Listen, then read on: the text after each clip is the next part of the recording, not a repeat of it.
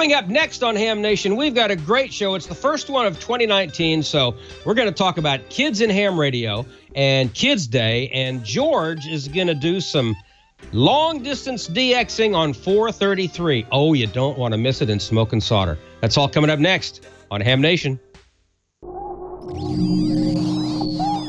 Netcasts you love. From people you trust. This is Twit. This episode of Ham Nation is brought to you by Icom. For more information, visit icomamerica.com/hamnation.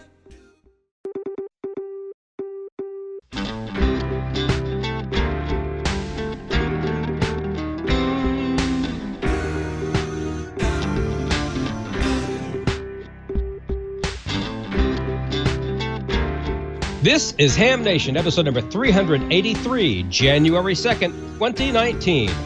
Happy 2019. Hey, good evening, everybody. It's 8 o'clock-ish Central Time on a Wednesday night. It's the first Wednesday of the year, 2019, so it's the first Ham Nation of 2019, and we're just honored that you've chosen to ring in the new year with us. We've got a good show for you tonight. Bob Heil is not with us tonight. He should be back next week, but we have most of the usual suspects. We've got just to my north in Jackson, Mississippi, we've got George. How you doing tonight, George? I'll have to check and see, Don. Boy, it's been it was supposed to have been the holidays, but the life of an engineer, you don't know what's going to crop up, and everything did all at once. So the 1st of January is a good time to reflect on your career and decide if you really made the right choice. I could tell you some tales from the transmitter site tonight, but we don't have enough time here. Yeah. Yeah, they especially after you've been off for a few a couple of days, you have to come back and remember how to do your job. That's the way it is with me anyway. But that's the one thing of the life of an engineer. You're never off duty. So I do not envy you that. That's for sure. Let's head off to, speaking of electronics experts, let's head off to the West Coast and see what Gordon West has got going. And Gordon has a guest tonight, and we will, Gordon, why don't you introduce your guest, and we'll see what's going on with you guys over there. All right. We'll introduce him in just a moment, but first, this weekend, Yahoo!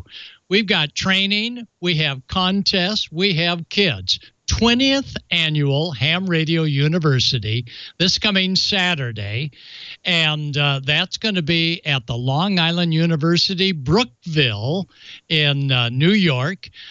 They've got 30 forums, they've got 3 workshops, hands-on, they got VE sessions, plus Don, they've got the CEO of the American Radio Relay League, Howard Mitchell.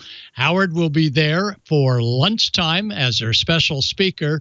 To learn more, go to Ham Radio Union. Make that again, Ham Radio University. I got it straight. HamRadioUniversity.org.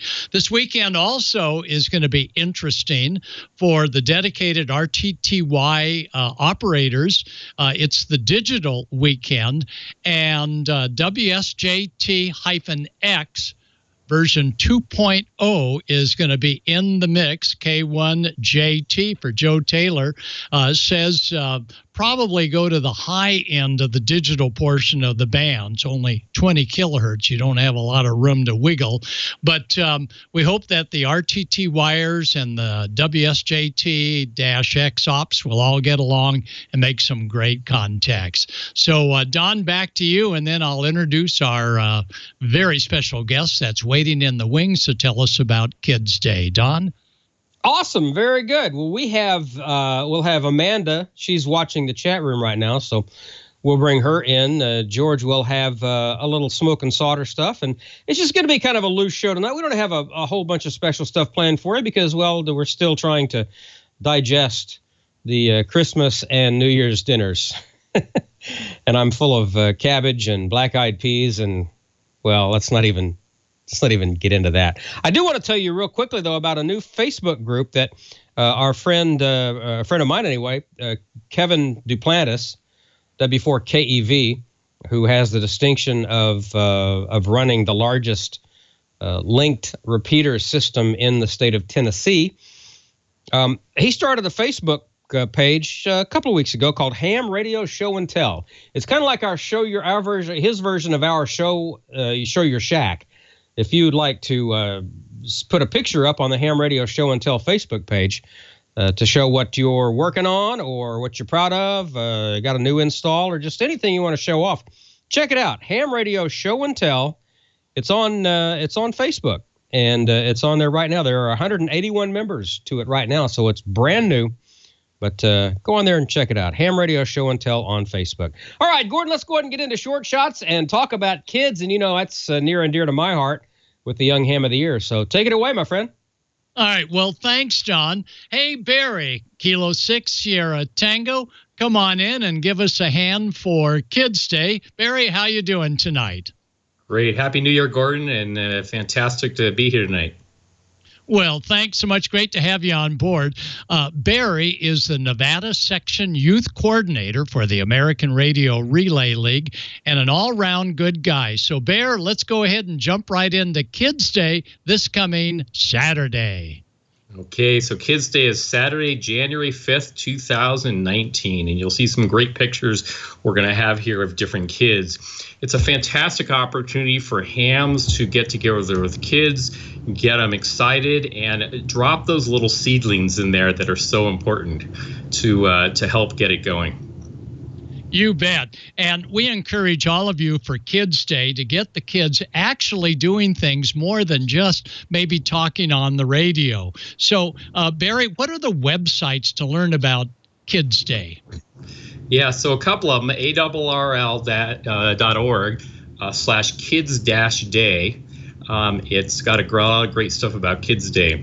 And up here in the Reno Tahoe area in the Sierra Nevada Amateur Radio Club, we have SNARS.org, SNARS.org, and great stuff on those two places to help get kids involved.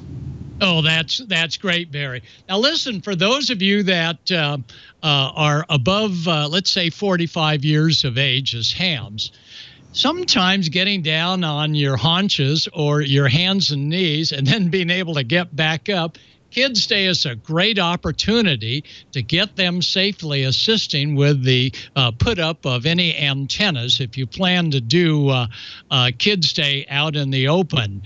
And Barry, what are your plans for doing Kids Day in the Reno Lake Tahoe area? Yeah, so up here, we're really kicking it off big this year because youth is such an important factor. So up here in the Reno Tahoe area, we have a number of things. At our local Sierra Nevada Amateur Radio Society breakfast, which starts at 8 o'clock local, we're going to be having a presentation, and we're going to have some kids on to get the group excited. We get about 75 to 90 people at our breakfast. Then right after that, right next door is Cabela's, which is an outfitting place up here. It's a beautiful place. And we're going to have a booth out there. And boy, I was over there the other day, Gordon. I was shocked and surprised the number of kids with parents that were there. So they're going to come over there, check us out, and we're going to have a booth and get them on the air and get them sprinkle some really goodness in there. Then in the afternoon, we're going to get together with some Boy Scout troops that we found, and we're going to be doing from 2 to 4 o'clock up in the North Valleys, meeting with them. So that's what we've got, 3 things going on Kids Day. Oh, that is just terrific. And again, for Kids Day, we encourage all of you out there, especially in the chat room, to get the kids actually doing more than just maybe giving their name and their age and their favorite color, but getting do stuff that is beyond just talking on the mic. Here we have automatic or actually manual direction finding. And the manual direction finding is a great way to get kids very involved. And working satellites, let me tell you. So, Barry, are you going to have a satellite station at your station? Well, this is the great thing about this. You just invigorated me to get a satellite system up and get the kids going so they can really participate. quick thing. I was 17 when I got my license. I was lucky. I was young. Been doing it over 45 years, coming up to 46 years. But I recently have been asking people that have gotten their license later in life, 40, 50, 60, and most of them tell me that what got them into ham radio, Gordon, was something when they were younger. Somebody influenced them, dropped some seeds. So you never know where the goodness of kids and youth come from. Oh, what a story. That's great. Now, one of the things for the very young kids might be the Snap kits. Snap kits are a great way to learn electronics without actually having to solder. But once they get older, then, of course, at many of the ARRL ham radio conventions, we see kids working projects like this where they're putting components on. Here is a telegraph key, and this young lad is getting everything all adjusted. And we always encourage safety. Anytime you're working with kids, be thinking about safety. Am I right, Bear? Oh, boy, that's for sure. You know, I learned when it's electronics, when you have one hand out and the other in your pocket. Oh, that's always a great idea. Absolutely. And kids' eyes, boy, they can see the smallest of anything. So if you have a pocket watch that needs to be repaired, put it in there as well. Now, this is an interesting shot, Barry, and this is logging. And here we have kids making contact. And again, the contact is going to be on the HF bands, the VHF bands, over repeaters. If you don't tie up the repeater too much, simplex, and they're going to give their name, their age, their favorite color, and then I encourage them to ask a question for the other operator they're working. And here we see, especially in the bottom right-hand side, a young man. We see a lady operating and one other operator taking manual notes. And the big thing about the young man on the right-hand side is that he's logging. And you'll find that kids are great loggers. And I know, Barry, you're a contester. Kids make great loggers, huh? Yeah, they sure do. And you know something? Kids learn stuff quicker than adults. So again, some of the young kids are 5 and 6 that get their license. There was one in QST in the January edition of a kid 9. There's a girl, I think she's 10 or 11. Her name is Daniela, KE8GNU. She runs a net weekly on a D-Star quad net group. So kids are the future, because as we slowly age, they're going to be the people that are going to help us out, and we can learn from them too. What do you think, Gordon? You're absolutely right. Now, we encourage all of you that are going to have kids on the air to give them a little script, just like they do when they're working a school event talking to the International Space Station. So give them a script so they're not going in there cold, and that'll get them started off on the right foot. And Barry, we always encourage a little bit of CW. What do you think about that? Dots and dashes for kids? I think CW is tremendous. And, you know, besides CW, we got that da-da-da-da-da-da-da. We have the digital modes, right? The kids like that. And the other thing that's interesting is drones. Recently, to do drones on the first FPV, to be able to see it, you have to have a ham license. So there's many things to get the kids involved that isn't just purely heads down. A lot of fun activities. If they have fun and joy, they're liable to come back. I mean, here, look at this little girl here sending CW with her hand key.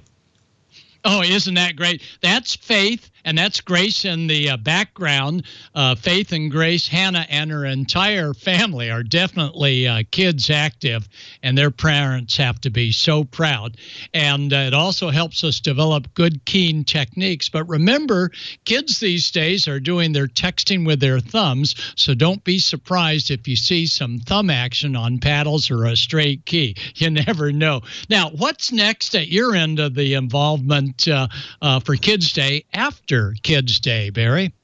Yeah, it's great, Gordon. So Kids Day, it's just the one day, Saturday, the 5th of January, 2019. It runs from 1800 UTC to 2359. But the reality is kids will be interested. So we're up here in the Reno area the following week. And it's great because they're going to provide the kids, and we're going to do some training. We're going to eventually we're going to bring STEM into them. We have the school roundup coming up in November. We're doing things with the UNR, University of Nevada, Reno. That's coming up.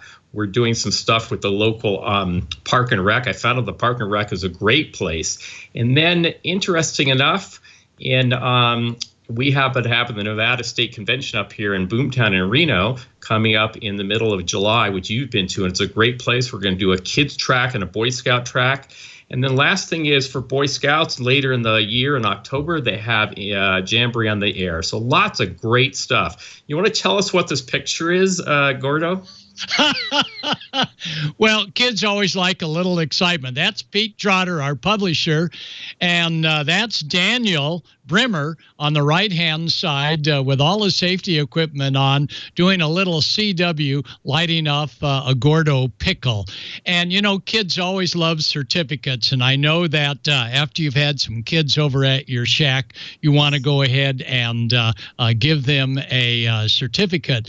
Now, Barry, how do you get a hold of you if any of our viewers as well as listeners want to get involved with kids and do more than Kids Day coming up this Saturday? Your best contact, Barry? Yeah, easy. It's my call sign, Kilo 6 Sierra Tango at ARRL.net. Happy to help. And I just want to mention the certificate is online.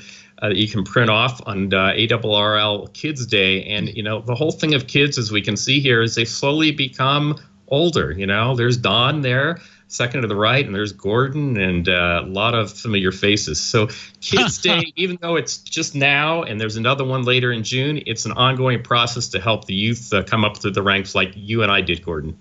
Oh, that's great, Barry. Hey, Don, who have we got there in that photo? I think it's 2 years old. Don? Yeah, it's from 2016, right there in the center, holding the certificate. Of course, between Rich Moseson and Dennis Machenbacher, there is Skylar Fennell, KD0WHB, the Young Ham of the Year, and right next to him is that's Chris Bro, KD8YVJ, who of course we call Cincinnati Short Rib. Chris is not a Young Ham of the Year yet, and I say that yet because I have full confidence in him. He's quite an impressive young man. And, of course, over there right next to Chris, we have Emmett Hohensee from Radio Waves Antennas. So we have Yezu, CQ Publishing, and Radio Waves, who are three of the corporate sponsors for the Amateur Radio Newsline Young Ham of the Year. And, hell, I'm just happy to be there. It's a great group.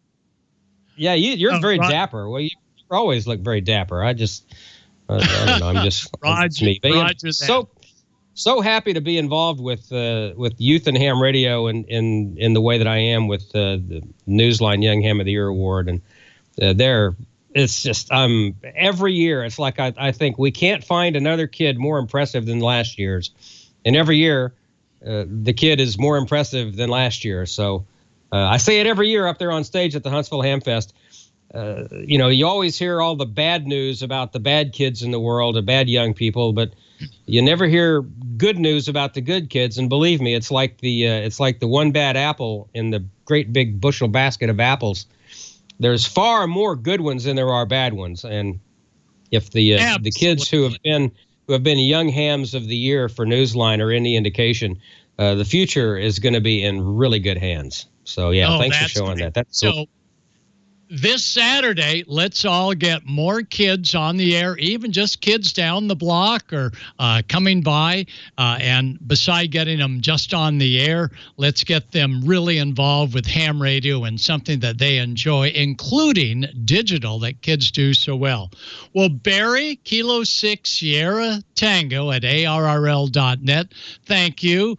The Southern Nevada Amateur Radio Service.org. Any last words about our future with kids and all you're doing up there in Nevada?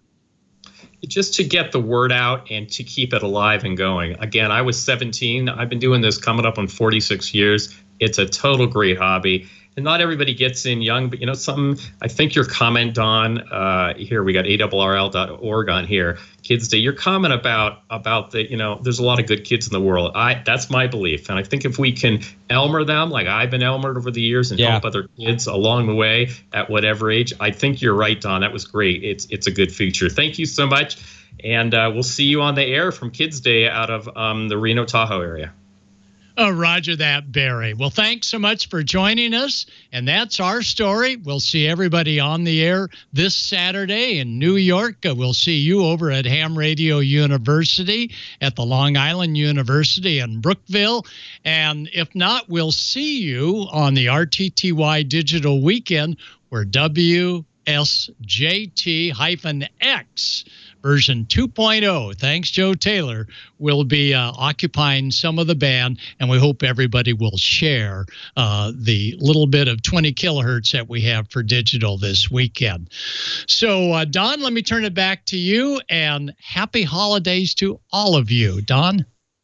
Thank you, sir. Good stuff. Yeah, the youth, I mean, that's the key. Yeah, that's the future, because we're going to be gone one of these days, and it's going to be up to somebody else to carry on.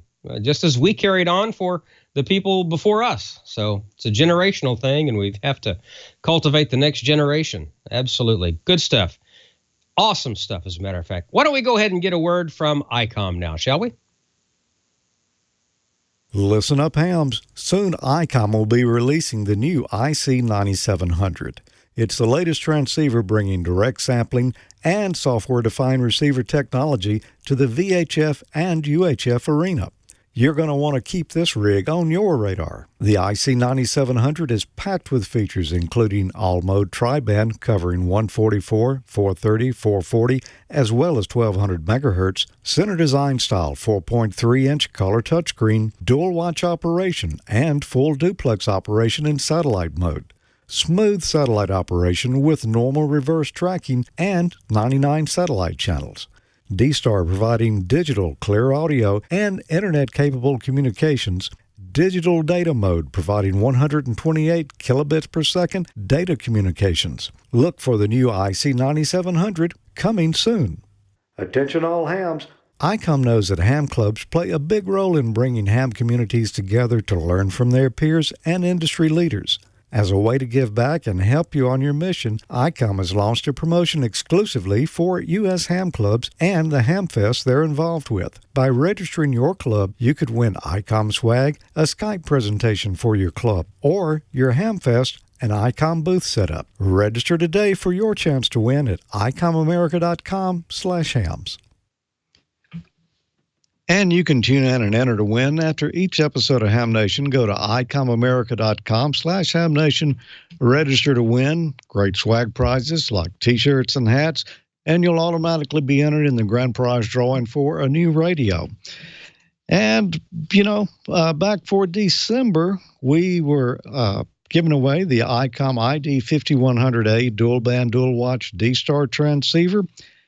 Well, we got a winner now. As a matter of fact, it's hot off the presses here, and he's in the chat room I see tonight. It's John WA8YXM. John WA8YXM. Congratulations. You're really going to like that Icom ID 5100A. But hey, don't give up, everyone. We got another great radio for January here. It's super nice. Dual band, dual watch mobile. It's the Icom IC 2730A. It's got a large LCD display. Does 50 watts on both VHF and UHF. You can do VHF, UHF, dual receive, or VHF, VHF, or UHF, UHF receive. It's got a built-in weather alert. There's an optional Bluetooth port available and free downloadable PC programming software. So go to icomamerica.com/HamNation after this in each episode of Ham Nation and register to win. Sign up, good luck, and don't forget to follow Icom America Inc. on Facebook and Twitter. And when I want to know what's going on in the ham radio news, there's always one guy that I go to for all my favorite ham radio news, and I bet you can't guess who it is. Don? From Amateur Radio Newsline Report number 2148, these are the Ham Nation headlines for Wednesday, January 2nd, 2019. We begin the first report of the new year with an update on the tsunami that struck Indonesia on the 22nd of December, sweeping away hotels, houses, and hundreds of people on the coast near the Sunda Strait.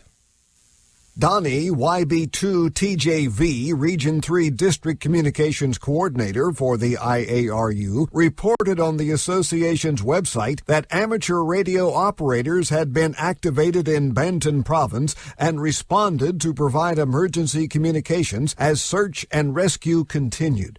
Earliest reports indicated that ARRL, the Indonesian Amateur Radio Association, was making use of 7.110 megahertz, as well as an emergency frequency on VHF. Other hands were advised to leave the frequency clear. The tsunami, which reached at least 65 feet, or 20 meters, inland, was set off after the Krakatoa volcano erupted in the region. We'll have details as this story develops. Newsline anchor Jim Dameron, N8TMW, reporting. The city of Rainier in Washington state has gained approval for 2 new radio frequencies in the public safety part of the UHF band with the help of local amateur radio operators. The city of Rainier in Washington state has gained approval for 2 new radio frequencies in the public safety part of the UHF band with the help of local amateur radio operators. Ed Broughton, N7EKB, the ARRL appointed Aries Emergency Coordinator for the East Thurston County Aries team, assisted the city, which is one of the agencies served by Aries. Ed told Newsline in an email that by having the new public safety channel, the city will be able to expand its ability to respond to emergencies and deploy individuals to shelter locations who are not amateur radio operators. Amateurs can instead focus their resources on the city's Emergency Operations Center. Ed said that hams with the East Thurston County Aries team will be training the shelter volunteers so they can gain fluency with the basic radio communication skills they'll need. He said the team will also be authorized by the city to operate as a relay station on their EOC net using the new public safety radio frequency.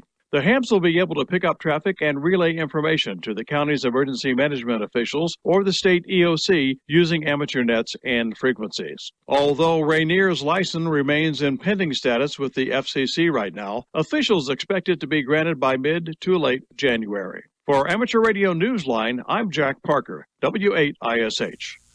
Change is coming to the FCC's registration system.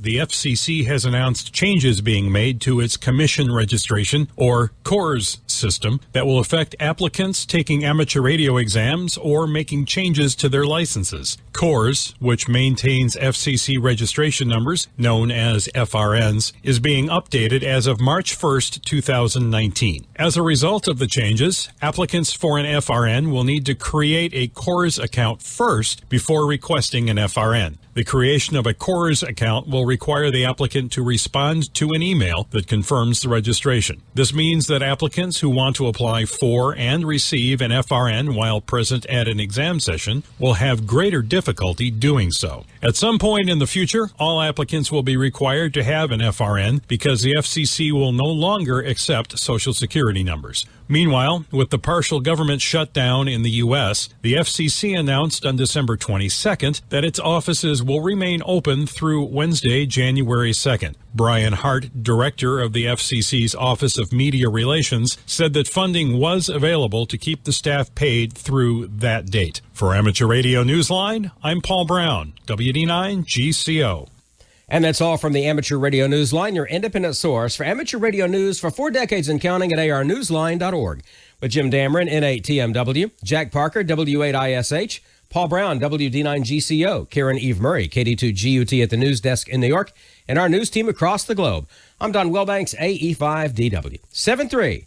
Happy New Year. And we'll see you next time here on Ham Nation. Now, here's the solar update with Dr. Tamitha Skov, WX6SWW. We have another chance for a solar storm from some coming fast solar wind, and our sun celebrates the new year with a bright new region. Those stories and more in the Shorty this week. Happy New Year, everyone. The sun is definitely celebrating the new year. We've hardly had a chance to come down from the last solar storm, and we've already got another coronal hole that is about to rotate into the Earth strike zone and send us another chance for more storming. Now, this time, this coronal hole is a little bit strangely shaped. It looks kind of like a triangle. So it's going to be sending us some sporadic fast wind, but nonetheless, it could be enough to bump us up to storm conditions, especially at high latitudes, and keep us busy over the course of this week, possibly give us some sporadic shows even at mid-latitude, so we've definitely got to stay on our toes. But that's not all. We also have a brand new region that is emerging on the Earth-facing disk. This active region, 2732, it's even firing off a few mini flares, this happy little bugger, and it's also boosting the solar flux back up and well into the marginal range for radio propagation. So amateur radio operators and shortwave responders, hey, we've got some decent propagation on Earth's day side for a change, and it looks like this could continue easily over the next few days. Switching to your solar storm conditions and aurora possibilities over the coming week, we are anticipating the hit from the fast wind from that kind of triangularly shaped coronal hole. Now, this is going to be sending us some irregular bursts of fast wind. It's not going to be one steady burst. So we have a little bit of a spread in what we think we're going to see. At high latitudes, NOAA's expecting active to even minor storm conditions with up to a 65% chance of a major storm. Now, mid-latitudes, we're only expecting up to about active conditions, but we do have a 30% chance of a minor storm. But please be aware, Aurora field reporters, if you guys are at mid-latitudes, most likely these conditions won't last all that long, or they'll last and then they'll disappear and then they'll come back again. So please stay on your toes if you really want to get those shots at mid-latitudes, because they really are going to be sporadic. But we could be chasing this easily throughout the first week and possibly even into the weekend before things begin to calm down. Switching to your solar flare and particle radiation storm outlook over the coming week, we do have a new active region on the Earth-facing sun right now. This is region 2732, and it is even firing off a few little mini solar flares, but no big ones. So everything is in the green when it comes to big flares and radio blackouts. We have no risk of that. The one thing this region is doing, though, it is boosting the solar flux back up into the balmy mid-70s. I mean, it's almost like a summer day compared to the chill of the solar flux we've been feeling during this solar minimum. So amateur radio operators and shortwave responders, enjoy this marginal radio propagation easily over the course of this week before this region rotates to the sun's backside. But we do have a new region that will be rotating into Earth view, and that could pick up the slack and keep that solar flux up into the marginal range. Not too bad for our first week in 2019, huh? Now, just because we have that decent solar flux going does not mean we're not in solar minimum right now. We are, and unfortunately, that does mean the cosmic ray penetration is higher than it would normally be. So you frequent flyers, and this does include the air crew who fly more than 800 hours annually and fly at high latitudes and high altitudes, you are in the moderate risk for radiation dose, and this does include prenatal passengers. So please take this into consideration in your flight plans. So the space weather this week is celebrating the new year just as we are. We've hardly come down from one solar storm, and we're just about to get hit by another. We have some fast wind coming from kind of a triangular shaped coronal hole that is going to be giving us some sporadic bursts, but it could bring aurora down to mid-latitudes for a short while, and even at high latitudes we could be seeing aurora chances easily in through the weekend. So your aurora photographers, definitely stay on your toes.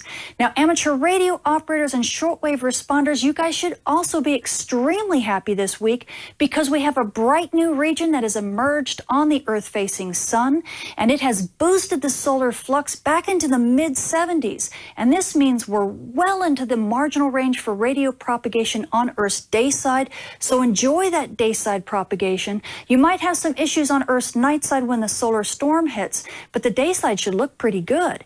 Now, as far as GPS users are concerned, well, your day side reception should be pretty good with the GPS signals. And on the night side, well, as long as you stay away from the dawn dust terminators and from aurora, you should be looking pretty good. I'm Tamitha Scove. Thank you for watching. Always good to have Dr. T back on the program with the solar update. If you're not following her on Twitter, you really should, at Tamitha Scove. She's on there all the time, and she's always has sometimes up to the second information. I don't think the woman sleeps. I really, really don't. George has got some UHF experimentation coming up in smoke and solder, but let's go down the band a little bit to the shortwave part and say hello to our WTWW listeners on 5085 and 15.810, 100 kW, and a lot more normally. If you'd like to email the folks over at WTWW, you can do that. It's email at WTWW.us. They had some great Christmas music on during the holidays, and now they're back to playing the classic rock. So check it out. And hopefully you sent in your picture of your shortwave receiver all decked out for the holidays. I know he had some prizes to give away to various winners in that little contest. So check out WTWW and find out more about that. Of course, Ted Randall and the QSO radio show on there, as well as Amateur Radio Newsline and a whole bunch of other stuff, along with the classic rock and roll and everything else. And all your ham radio stuff you want to talk about there, email at WTWW.us. That is the email address. So appreciate those folks carrying Ham Nation. All right, George, what's going on with this UHF experimentation that you're talking to us about here? Well, Don, let me just say I'm impressed by the way you just slid on down the band. You just scooted it right on in there, and I hardly noticed it coming. Well, yeah, I'm kind of a professional, you know. Well, yeah, yep, and you can tell with a performance like that. Wow. I didn't get to listen to WTWW. You are easily amused, aren't you? You are so easily amused. I didn't get to listen to WTWW for New Year's Eve because we were doing a live stream over at amateurlogic.tv. We did 4 hours there, and it's posted now. You can download it at amateurlogic.tv. Hey, as a matter of fact, not to interrupt you, but somebody emailed me and said that you were talking to me and talking about me on that thing. So were you taking my name in vain again? Very, very minute amount. I just said I wish you were here so that we could gather evidence, but you weren't. So something like that, Oh, that's fine. That's fine. But we did have Amanda and Jeff there, and you're talking about fun time, man. Not bad. When those we had some clips. If you've never experienced Amateur Logic's half-speed theater, it is a treat in itself, especially when you have guests like Amanda and Jeff on it. Is that anything? Is that anything like the old Pete Fountain Mardi Gras walking parade that they had down in here in New Orleans for years and years and years before Pete passed away? No, I can't say it's any. It was called the. He didn't walk. He was a slow walker, so it was the half fast walking club. Is that anything like that? Well, the whole program was kind of half fast. But it went for 4 hours, so we had to stretch it out. Wow, 2 hours of programming in 4 hours. There you go. We had Dan with us in 9LVS as well, and Tommy, my partner there, and Mike, VE3MIC, and I'm leaving out someone. We had Nigel from over in the UK. We had Andy Anderson from Puerto Rico. So we had a big crew and a really big time. If you got 4 hours to kill, that's a good way to do it. Kind of the title of that show was coined by Glenn here in the chat room. He was in our chat room there, and I don't know, we were apologizing for getting things set up in the beginning, just like we like to do here. And Glenn, he more or less said, don't worry about it. We didn't have anything to do anyway. That's why we're here. So that's the theme of the show. I love it. Oh, God, I'm sorry I missed it. I'm going to have to tell my brother-in-law to stick his New Year's party next year. I'm going to just come and play with you guys. Hey, was it fun, Amanda? It was a blast. Yeah. I can't even describe. The Vegemite thing, though, that's just a whole nother story. Well, yeah, that's a totally different thing, but we appreciate you and Jeff being there and being willing victims, participants in the program. It was, well, you'll just have to see it for yourself. But right now, we're going to talk about what was the frequency on these things? 433 megahertz modules to use with your Arduino or your Raspberry Pi or whatever you're experimenting with. These are 433 megahertz. It's a transmitter and receiver pair. Here's a little transmitter right here. There's 3 pins on there. The one on the left on the transmitter is connected up to pin number 4 on my Arduino. Center one there is plus 5 volts, and the one on the right is connected to ground. So just 3 connections there. If you zoomed in and you looked real hard at that left connection on that transmitter, it is labeled ATAD. What do you think that means? ATAD. That's what you would think, isn't it? That's exactly what I would think. But it's not ATAD.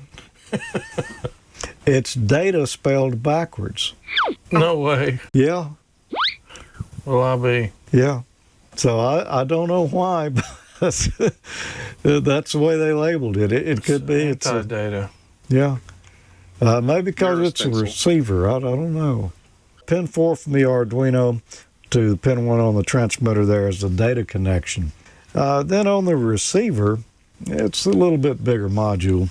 The left-hand pin there is our voltage input, and I found that it worked better off 3.3 volts than it did off 5 volts. Okay. And not sure why. Did it call for 5? That's the thing about these cheap little Arduino modules and all that you can find around. There's very little, they don't come with any documentation. And you just kind of search the internet, and sometimes that's kind of hit and miss. Just start putting voltage on it and see what works. Yeah. And don't let the smoke in. Yeah, I saw where somebody else had tried 5 and 3.3, and 3.3 worked better. Okay. So I tried it, and sure enough, it did for me too. So I think maybe because the receiver was a little too hot. These little transmitters, not much there, is it? Just a little oscillator? Yep. 2 little inductors there? Yeah. Pin 1 on the receiver is 3.3 volts. The 2 center pins there, 2 and 3, are both data pins. Those are disconnected in parallel. So I just connected to one of them, and I'm running that into analog input 0 on the Arduino. And then the last pin, pin 4 on that receiver, goes to ground on the Arduino. That's basically the hardware here. We can look at my crude implementation here. It's pretty crude. I like the speaker. Yeah. The medicine bottle speaker. Reminds me, I need to take my vitamins today. Yeah. Do you have a prescription for that? No, but it was cheap. Oh, now you're talking. Okay, so I've got the 2 Arduinos, and I've got my little transmitter module here. And as Tommy said, there's not much on it. It looks like a transistor there, and then just a couple of inductors. However, there's a few surface mount parts on the back side of it. But for the antenna, I've just got what calculated out to be about a quarter wavelength of wire sticking straight up. And then another one out as a ground radial. And then the receiver I've still got on the breadboard here. And there it is. Same kind of antenna setup. Just a little piece of Cat5 cable cut to a quarter wavelength. And I've got a speaker connected to the Arduino as well. So what I'm going to be sending, well, let's just look at the video here, and then we'll come back and test this thing out. Now let's take a look at our source code. Our Arduino sket's called CW Transmitter is going to set up a few parameters here at the top. We're going to create a long variable, call it ID interval, and set it to equal 5,000. Then we've got 3 integers here we're going to define. Key pin will equal 4. This is the digital output pin that's going to be connected to the input of our transmitter. LED pin equals 13. We could connect an external LED to pin 13 of the Arduino, but 13 also feeds the LED that's built onto the Arduino, so that's convenient. Another integer, words per minute, we're going to set that to equal 5. Then we've got 3 floating point variables here, one for dit, da, and character space. Now, anytime the Arduino is booted up, it begins by running this setup function right here. The first thing we're going to do is set the 2 pins we defined above to be outputs.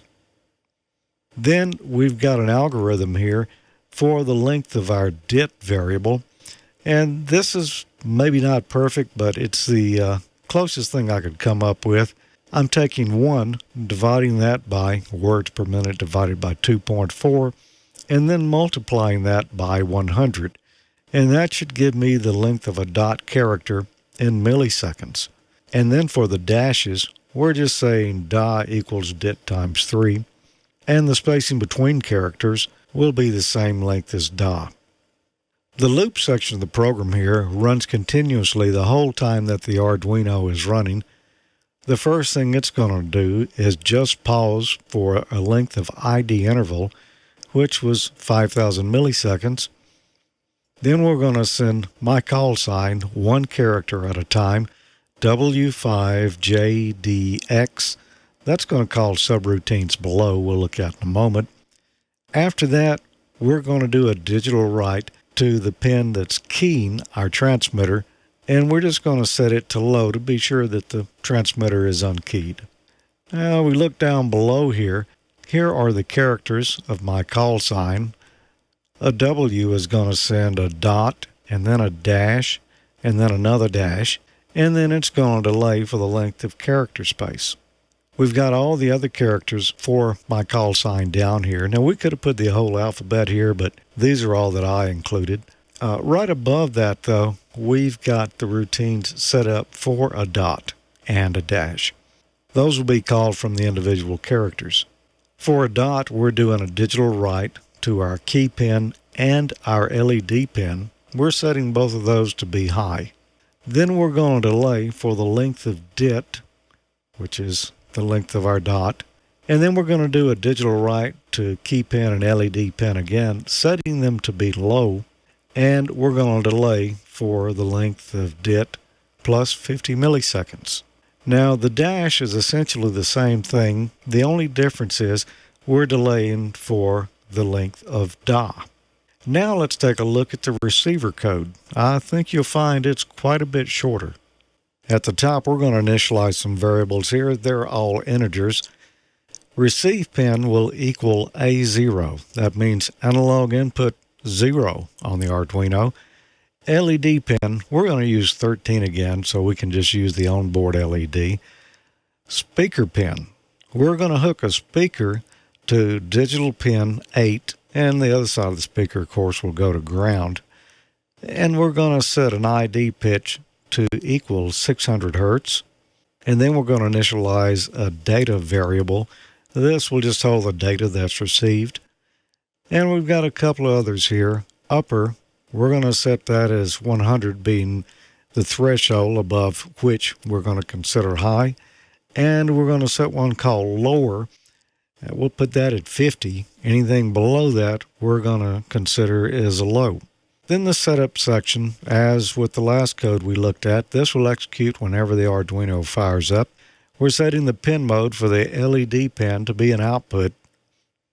And we're going to start a serial terminal this time at 9600 baud so that we can see the data as it's coming in. And then here's the loop section that continuously runs. At the top, we're saying data will equal an analog read on the receive pin. That means whatever is coming in on receiver pin, analog 0, we're going to call that data. If it's greater than upper, which was 100, then we're going to do a digital write to the LED pin, setting it high. It'll turn on our LED. And then we're going to send a tone out the speaker pin. That'll be our ID pitch, which was 600. If data is less than lower, which was 50, then we're going to do a digital write to the LED pin, setting it low to turn off the LED.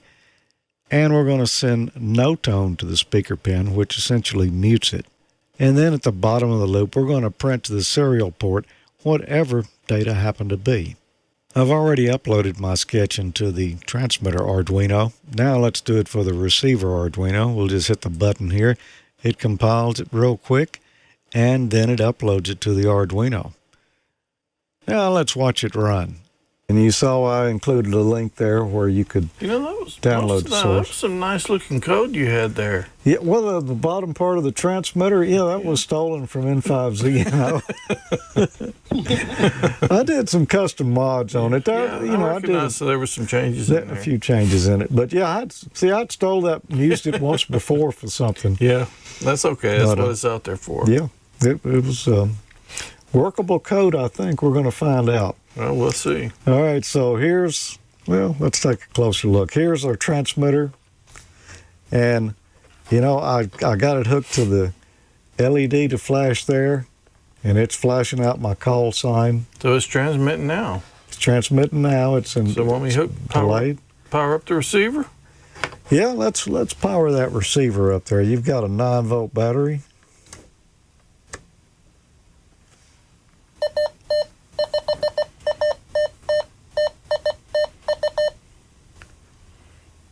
And you can see like black magic, man. The LED on the receiver.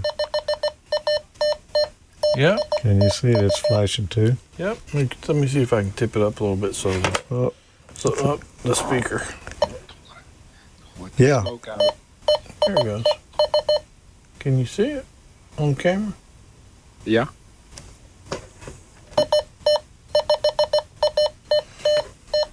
Very nice. Yeah. You get about half a mile with that? Man, I couldn't get the width of this table with this thing. Really? Yeah. There's about 3 or 4 libraries you can get for this thing. I didn't try any of those. In case you want to do packet across the table? Yeah. Seriously, you get more than a foot apart, and you don't know if you're going to be able to make the call or not. I did get about 5 feet with it one time. I think part of the problem is my antennas here. Although I cut that for a quarter wave at 433 megahertz, it didn't work at all till I put that ground radial on there. Oh, yeah? And then I found out I have to point that radial to, it makes a big difference on... You got to plug into the speaker? No, you don't have to plug it straight in. But it looks like a fun project. Yeah. I bet you had a good time putting it together. I've read where some folks have been getting, maybe 30 feet or so out of it. Oh, maybe you could do a little better with the right antennas, but, I'm not sure that this is ultimately what it needs for an antenna because, it's not necessarily 50 ohms on these things. I have no idea, and I really couldn't find any information on antennas Maybe you for could have went with a half wave. So it worked. I mean, you saw it. The wires weren't touching there. There's a good, I don't know, 3 inches between there.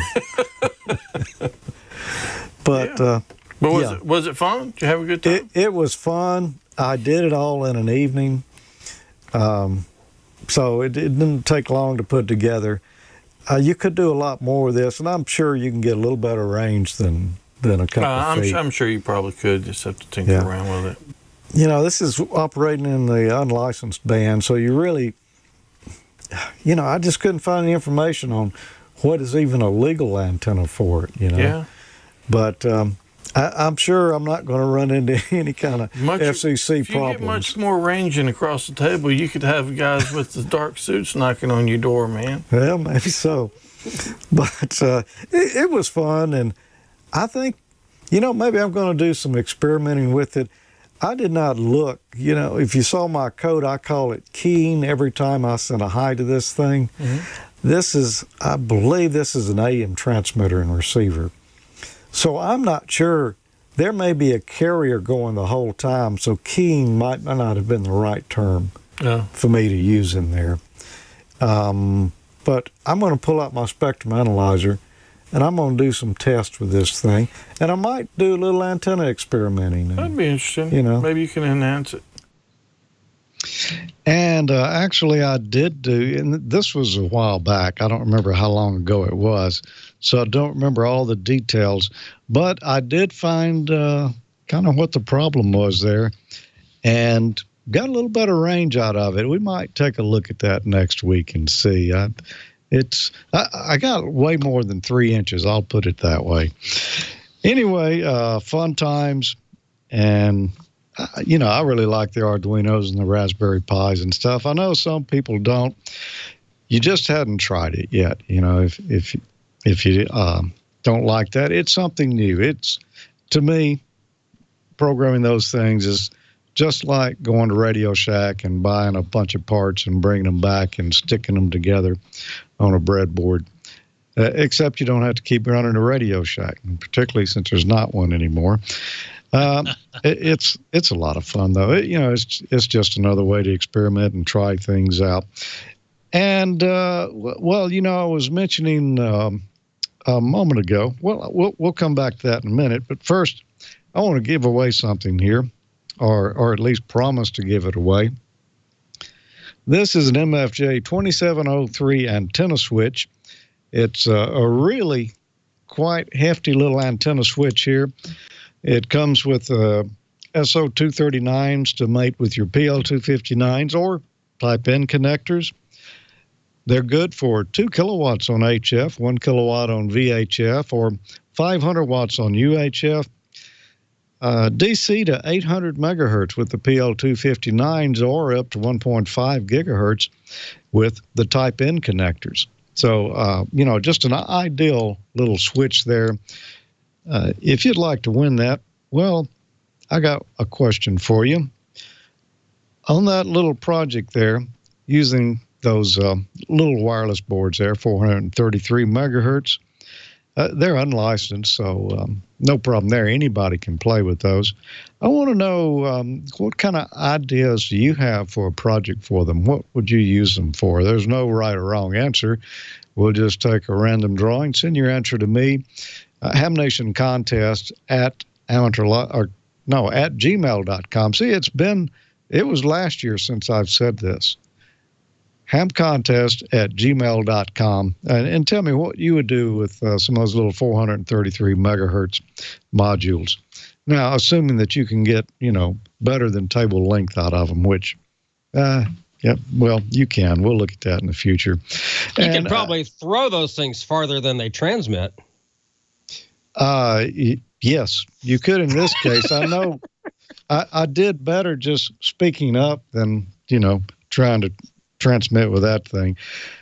We want to know what you're building.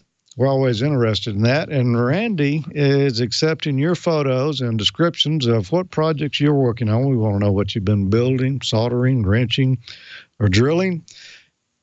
Send your project idea and photos, no videos, to k7age@outlook.com. And he'll be putting together another video for us here soon to see what everybody's doing. I was mentioning a moment ago about the Amateur Logic New Year's live stream event there.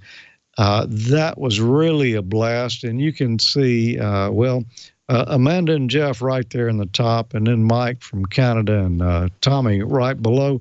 We had such a great time there. Go check it out. You don't have to watch all 4 hours at once, and why would you? But, going to kill a little time and have some fun. We really did that night. So go check that out. And right now, we have the star of Amateur Logic's half-speed theater. It's Amanda. Hi, Amanda. Repeater. It was a lot better than that. It was terrible. Don't tell it. Having to watch yourself in slow speed is. I really loved it when I watched Ace Ventura and you saw what's his name doing the reverse and stuff. Anyhow, this was horrible. But everyone thought it was really funny. I thought it was really funny, actually. I couldn't stop laughing. It was a very, very fun time. By the way, Happy New Year's, everybody. Nice to see us in 2019 here on Ham Nation. All right, I'm going to get right to it. We have some good content here. First of all, Gordo, WB6JOE says, have Gordo tell us about the Condor net on 222. There's so much use of the 222 band here in Southern California. The Condor net goes both north as well as south and east. And the neat thing about it is there's not a ton of people that are populating it, so you can always make contact with a friend 40, 50, or 100, 200 miles away. So don't discount 222 to 225 as sort of a not a real exciting band. There are plenty of linked repeaters. And on the 222 band, the Condor, quite a system. Back to you, Amanda. So a follow-up question on that. Can everyone hit those basically with their handhelds or? Oh, yeah.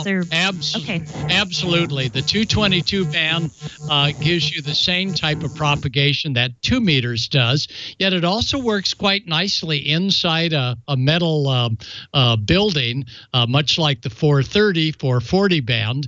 So, handhelds are fine. Mobiles are great, but there's a lot of Condor operators that use base stations just to stay in touch with their friends. And now we've given away the secret. So don't go away, Gordo. I have another question for you. So as we all know, we have the government shutdown, and to let everyone know, the FCC is now going to be shut down starting tomorrow. So what does that mean for ham radio operators? Can you still give your VE sessions, things like that? We just have to wait on the call signs? Tell us about it, Gordo. There will, I'm sure, Amanda, be a delay in call sign issuing. But yes, VE exams are from the private sector as controlled by the volunteer exam coordinators. And so, yes, VE exams are good. Just remember that it's going to take some time for the call signs to hit. And most VEs, Amanda, will take a Social Security number up until March. For the federal registration number, because if the shutdown continues, you won't be able to go to the cores to be able to get your FRN. But that should not hold up a VE session if they'll take the Social Security number, and then later on, the VEC will probably go ahead and convert it over to an FRN after the strike is, or not a strike, after the shutdown is over. It's like a strike, huh? Yeah, just a little bit. I just like to see my panda cams. All right. So I asked the viewers here in the chat room what their resolutions were in ham radio for this upcoming years, but I'm going to ask our hosts as well. Don, I'll start with you. Any ham radio resolutions you have? I am going to try to make more contacts. I know I said in the little video piece last week that I was going to try to do one a day. Well, I haven't been able to do that, but I'm going to definitely try to do more contacts. And I want to, and I say this every year too for the last 3 or 4 years, use this CW key that I have over here. So far I can spell CW and that's about it. But I just want to get more active. That's my thing as far as ham radio is just get more active, and maybe, I mean, I don't want to go out on a limb, but maybe get my tower up. Nice. That would be fun. That would be. All right, George, what about you? I really haven't made any, but the first one that comes to mind is to try to explain to the people at the radio station that they don't need to call and wake me up every morning. I don't think that's ham radio. That's not ham radio. That's just radio. But there is RF involved in it. I mean, the transmitters call me plenty. I don't need them doing it as well. For ham radio, though, I got to kind of agree that I need to get on the air more. I've got a nice station. I bought a new amplifier this year. I bought the, I can't remember the model number now, but the top of the line Ameritron solid state amp with the band switching and all. Wow. And I bet I don't have 2 miles on that thing yet. So I got to get on the air. Out with that. There's a DX contest coming up in March. You gotta stretch your legs out on that one, buddy. Get it working. Gordo, any resolutions in ham radio? I do. I have a huge one.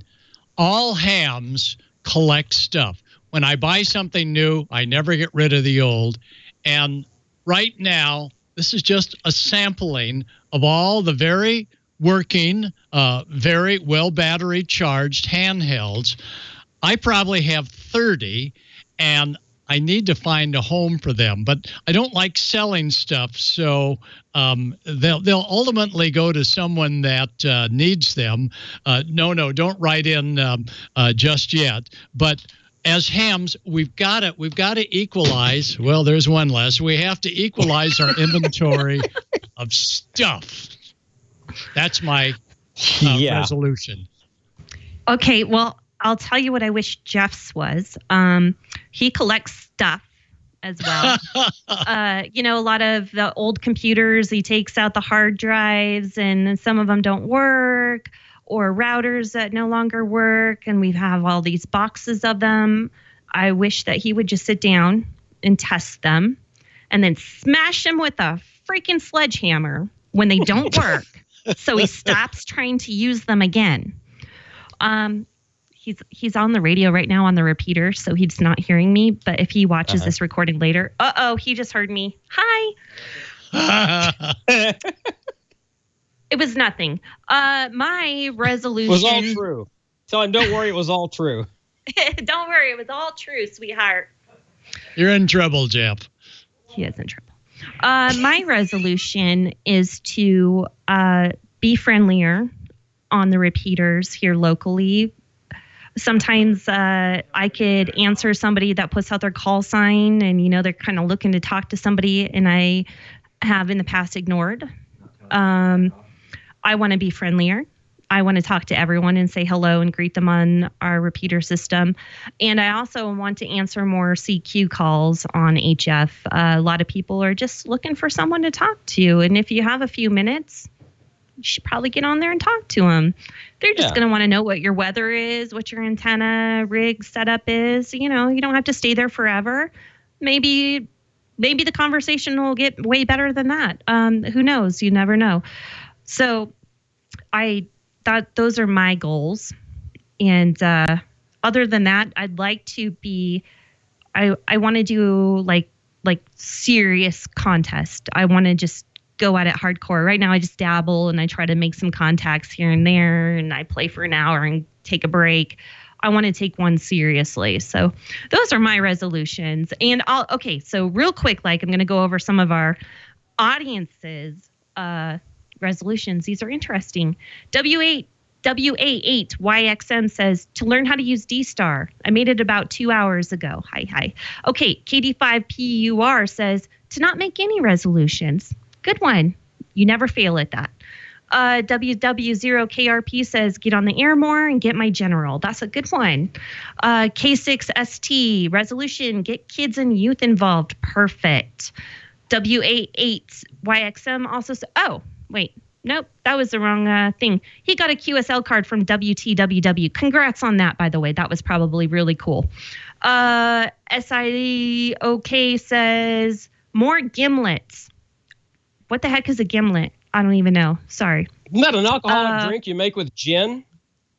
It's something with Thanksgiving, I think. And a turkey. Gin gimlet?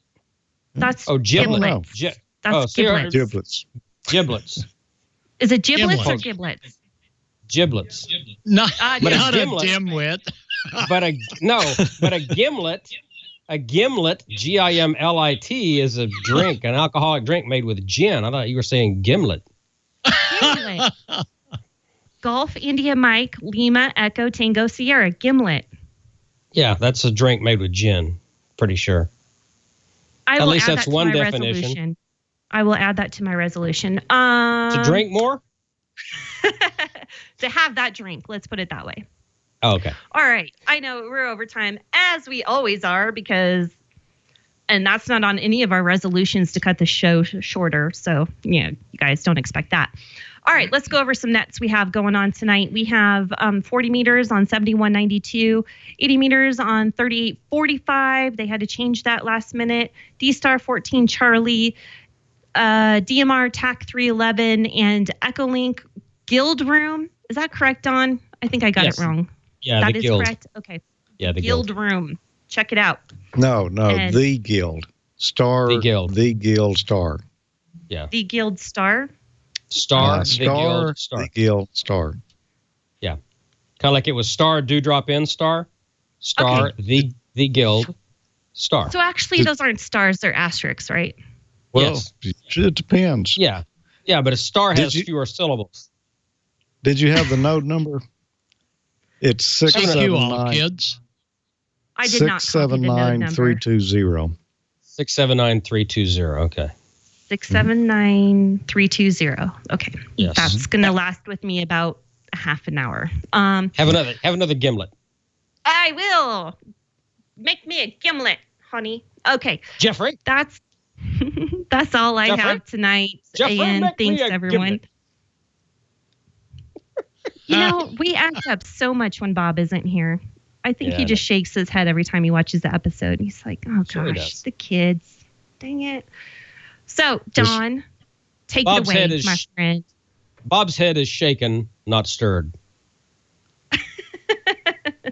No, that's dimwit, not gimlet. Oh, that's me. Yeah. Good one, Gordo. Good one. Dimwit. Yeah, dimwit. Yeah. Gimlet? Dimwit. Got it. Yeah. Yeah. Exactly. All right. Well, I think we probably screwed this up as much as we possibly can. So with apologies to Leo Laporte, we'll wish everybody a happy new year. And hopefully Bob will recover from tonight's show and be back with us next week where he'll, of course, snap us all into shape. So for everybody here on Ham Nation, we appreciate you, and we're glad you stuck with us all these years, and we're beginning another one. So we're glad you're here. So for all of us here, 7-3, good night, and we love you guys. So see you next week. 7-3. 7-3.